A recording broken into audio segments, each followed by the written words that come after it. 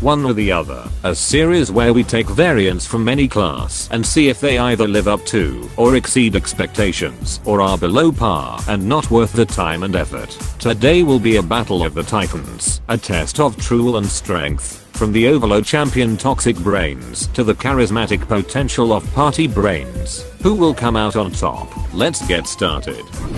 Both Toxic Brainz and Party Brainz are legendary variants within the SB class. Party Brainz can be unlocked through either playing Infinity Time or opening Infinity Packs, and Toxic Brainz can be obtained through opening lots of sticker packs. Starting off with Party Brainz, who like most party characters is essentially just the stock variant but with a few minor changes. His punch combo is still the same, with 3 punches totaling to 85 damage, and his beam still fires for 2.2 seconds before overheating. However, his beam does suffer slightly, only dealing 5.5 damage for a normal hit and 6.6 for a critical hit up close, though the damage does drop down to the same amount as every SB's at range. Additionally, his overheat penalty is half a second longer, at 7.3 seconds in length, so overheating with Party Brainz will leave you at a significant loss of range for quite some time. However, in exchange for a slightly easier beam you get Party Time, a meter that can very easily be charged with little effort, since it can not only get charged from final blows but also from shared kills as well, so you can expect to get it relatively quickly if you know what you're doing.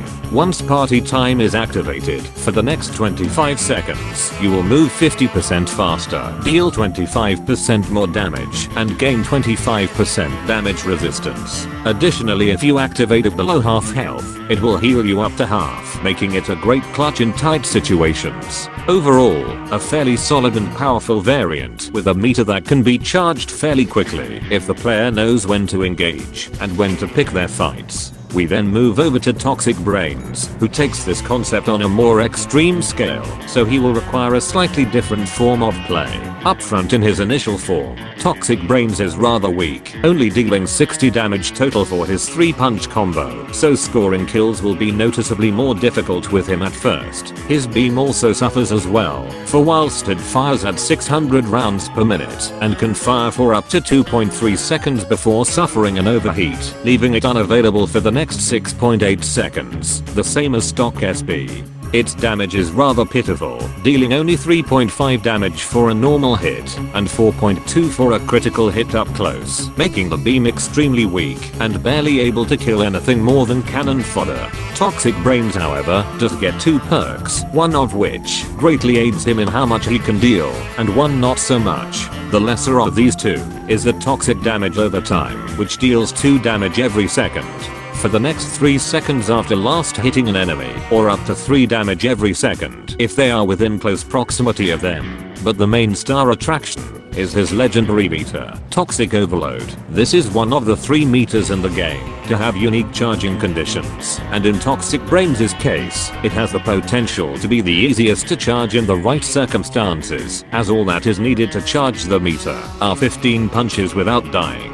This makes tanky plants such as armored variants, the barbecue tree man, and especially vase weeds valuable targets to go for in charging your meter. Once achieved, for the next 15 seconds, Toxic Overload will grant you a 50% speed increase, 50% damage resistance, and the most impactful, will outright triple your damage output, turning your once pathetic damage output into outright monstrous levels of damage, with a massive 180 damage per combo, and up to a maximum of 12.6 damage for a critical hit with the beam up close. This can easily swing the tide of the fight into his favor, especially if he is able to trigger it in optimal circumstances.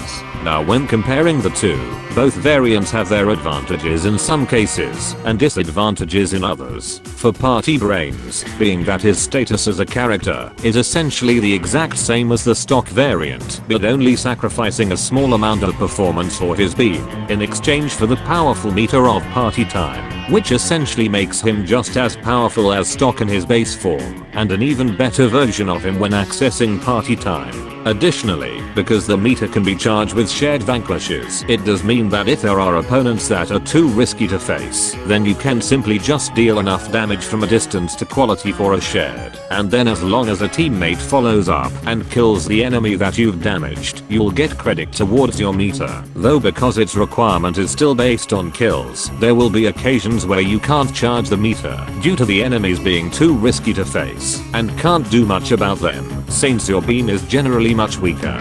We then have Toxic Brainz, whose meter can be very easily be charged by just punching enemies, and as such can very easily get his legendary state often without the need of assistance from teammates. His meter also makes him extremely powerful, with both the high damage resistance and extremely high damage boost, allowing you to just shred through your enemies. However, outside of his legendary meter, Toxic Brainz is rather weak and has quite pitiful damage. His beam especially suffers, since most SB beams can at least deal damage up close and even finish off enemies, whereas Toxic Brainz's beam cannot do that at all, only being useful if the target barely has any health left or if he's in overload. Additionally, because of his meter having a unique charging condition, whilst it might be easy to charge, certain enemies will make it difficult, or in some cases, nearly impossible to charge if they know how to shut you down.